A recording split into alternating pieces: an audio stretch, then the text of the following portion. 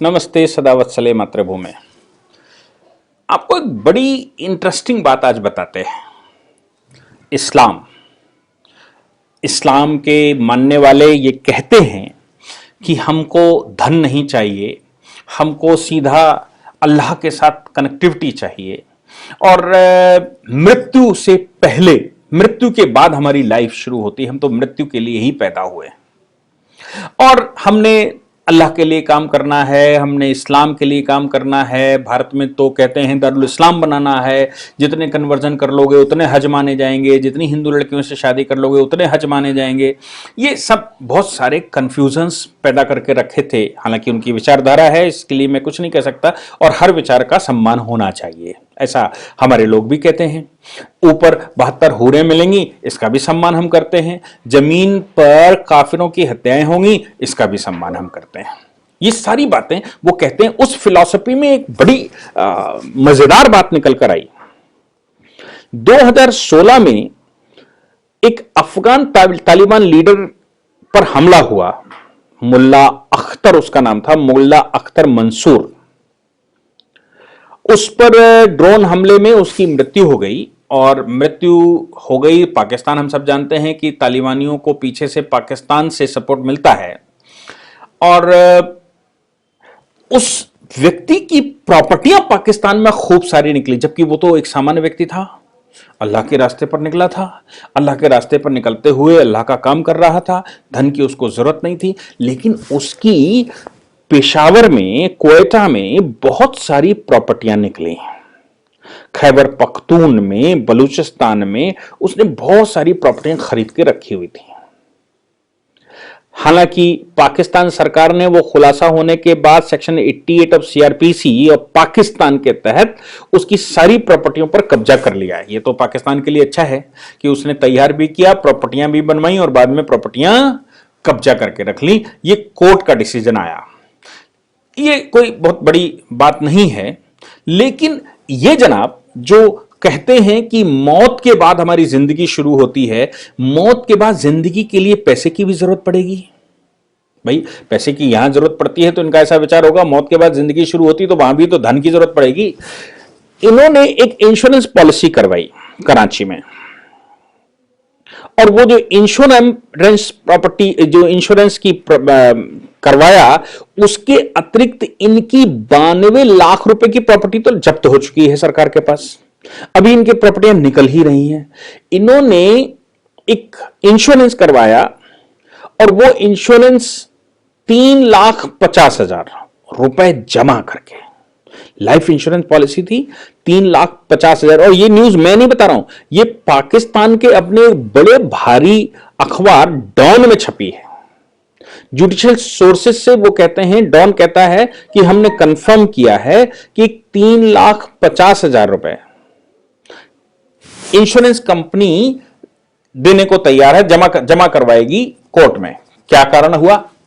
कारण यह हुआ कि इनकी एक बड़ी पॉलिसी है जिसमें इन्होंने 3 लाख रुपए लगभग जमा करवाए या जो भी अमाउंट जमा करवाया, वो पॉलिसी करके मौत के बाद पैसा इनको मिले, उसके लिए पॉलिसी करवाई गई है। ठीक। और ये जो पॉलिसी करवाई है, इंश्योरेंस की पॉलिसी है, इनमें इन्होंने पैसा जमा किया। पैसा जमा करने के बाद वो पॉलिसी, अब जब इनकी मृत्यु हो गई अफगानिस्तान में एक ड्रोन हमले में, तो वो पॉलिसी इनके कुछ लोग निकालने के लिए आए होंगे कि भैया, या ये खुद ही निकालने आए हों, कोई बड़ी बात नहीं है। कुल मिलाकर इंश्योरेंस कंपनी को जब ये पता लगा तो उसने कोर्ट में कहा कि साहब ये तो एक आतंकवादी था, आतंकवादी को पैसे कैसे दे सकते हैं। इस क्लेम को जब इंश्योरेंस कंपनी कहने गई कोर्ट में कि भाई ये तो आतंकवादी था और आतंकवाद के हमले में या आतंकवादी के लिए हमारा इंश्योरेंस कैसे हो सकता है, क्या हो सकता है। अब जो कहने वाली LIC इंश्योरेंस कंपनी है, ये भी इस्लामिक कंट्री में इस्लामिक ही होगी, उसको भी इस्लामिक कॉन्सेप्ट नहीं मालूम कि भैया मरने के बाद जिंदगी शुरू होती है, वहां पैसे की जरूरत भी पड़ेगी और वो पैसे की जरूरत पड़ेगी इसलिए तुमसे इंश्योरेंस करवाएगा। और वो अल्लाह के दरबार में या ऊपर वाले के दरबार में पैसा भेजो, भाई रास्ता खोलो। पैसा, आप इस्लामिक लोग हैं, कुछ दुआएं शुआएं करो, कुछ मस्जिदों को बड़ी ऊंची अजान के लिए बड़ी ऊंची सी मीनार बनाकर रखी, वहां से कुछ ऊपर हाथ उठाओ तो ऊपर बैठे होंगे, उनको पैसे चाहिए। उनको पैसे दे दीजिए जनाब। वो मरने के बाद वहां 72 हूरें बैठी उनका नृत्य देख रहे होंगे, वहां अय्याशियां कर रहे होंगे, उन अय्याशियों में भी पैसे की जरूरत पड़ेगी ना वहां उड़ाने के लिए। कमाल है कि व्यक्ति किसी उन्माद में किस लेवल तक जा सकता है। इंश्योरेंस कंपनी कहती है आतंकवादी है, कोर्ट ने भी, अब उनके कोर्ट की भी बात सुनिए, कोर्ट कहता है 3.5 लाख रुपए पहले चेक मेरे पास जमा कर दीजिए, तब हम आपका केस सुनेंगे, नहीं तो जो इंश्योरेंस क्लेम हो रहा है उसको दे दीजिए। आप पहले 3.5 लाख मेरे पास जमा कर दीजिए। आप सोचिए 2016 21 मई 2016 को ड्रोन हमले में इस व्यक्ति की मृत्यु होती है। इसने 3 लाख रुपए का प्रीमियम ऑलरेडी भर रखा है। 3 लाख रुपए का जिसने प्रीमियम भरा हो तो इंश्योरेंस की रकम कितनी होगी? दुनिया भर की प्रॉपर्टियां इसने बनाकर रखी, मरने के बाद जमीन पर प्रॉपर्टियां लेने आ गए, जन्नत में उसको प्रॉपर्टियां मिलेंगी? ये बहुत सारे प्रश्नों के जवाब अभी ढूंढने होंगे। मैं तो शुक्रगुजार हूं ऊपर वाले का कि उसने ऐसे किसी रिलीजन में मुझे जन्म नहीं दिया जहां पर इस प्रकार की फिलॉसफियां चलती हों, जहां इस प्रकार के मानसिक संतुलन खोने वाले लोग पाए जाते हों, जिनका मानसिक संतुलन खो चुका है, 72 हूरें ऊपर मिलेंगे उसके लिए इंश्योरेंस करवाया हो और उस इंश्योरेंस के पैसे से वो ऊपर जन्नत में ऐश करेगा। जमीन में प्रॉपर्टियां खरीद के रखी हूं कि मरने के बाद इन प्रॉपर्टियों पर वो विराजमान हो जाएगा। ढूंढना पड़ेगा कहीं उसका जिन तो नहीं इन प्रॉपर्टियों पर रहता है और उन्हीं प्रॉपर्टियों में उनके जिंद नहीं है, क्लेम कर रहे हो।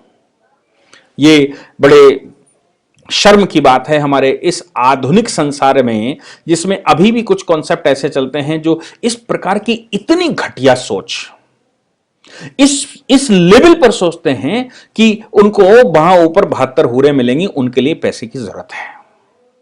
मुझे लगता है कि मैं ईश्वर का शुक्रगुजार हूं कि उसने मुझे हिंदुस्तान में पैदा किया, उस हिंदुस्तान में पैदा हुआ जिसका इतिहास बड़ा वैभवशाली है, उस हिंदुस्तान के उन प्रजातियों में पैदा किया जिन्होंने ब्रह्मांड को विजित किया है, जिन्होंने ब्रह्मांड को दर्शन दिए हैं, जिन्होंने ब्रह्मांड को दिशा दिखाई है और जिन्होंने इस संसार के खगोलीय रहस्यों को खोलकर रखा, प्राण और परमेश्वर के बीच के रहस्यों को खोलकर रखा, इस संसार के सभी जीवात्माओं को और इसके अणु और परमाणु, स्थावर या जंगम, सभी प्रकार की वस्तुएं, सभी प्रकार के पंचभूतों को जिसके रहस्यों को खोलकर रखा हो, जो इस लोक से लेकर उस लोक तक के बारे में चर्चाएं की हों और विभिन्न प्रकार की परंपरा, विभिन्न प्रकार की फिलॉसफीज को बिल्कुल क्लियर कट रखा हो और उस पर स्वस्थ चर्चा करने के लिए सदैव तत्पर रहता हो।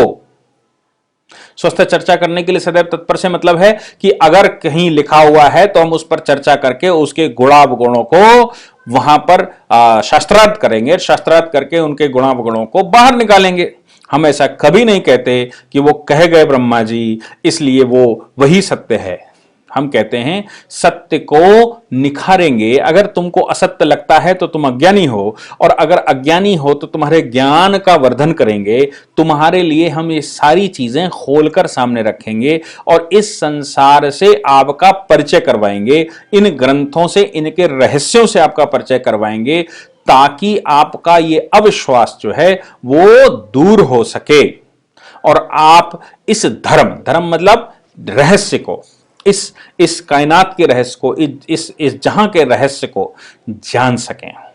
यदि आपको जानने की इच्छा हो तो फिर वो जानने के लिए हमने बहुत सारे केंद्र संसार में बनाए और शास्त्रार्थ के लिए सदैव खुले हुए हैं। हम सदैव शास्त्रार्थ के लिए आगे आते हैं। ईश्वर की कृपा है कि हमको ऐसे धर्म में जन्म लिया। हमारे संप्रदाय जहां प्रिवेल नहीं करता, जहां धर्म प्रिवेल करता है, वे ऑफ लाइफ प्रिवेल करता है, जहां मूल्य, जीवन मूल्य प्रिवेल करते हो, ऐसे देश में जन्म लेना मेरा सौभाग्य का विषय है। Thank you very much.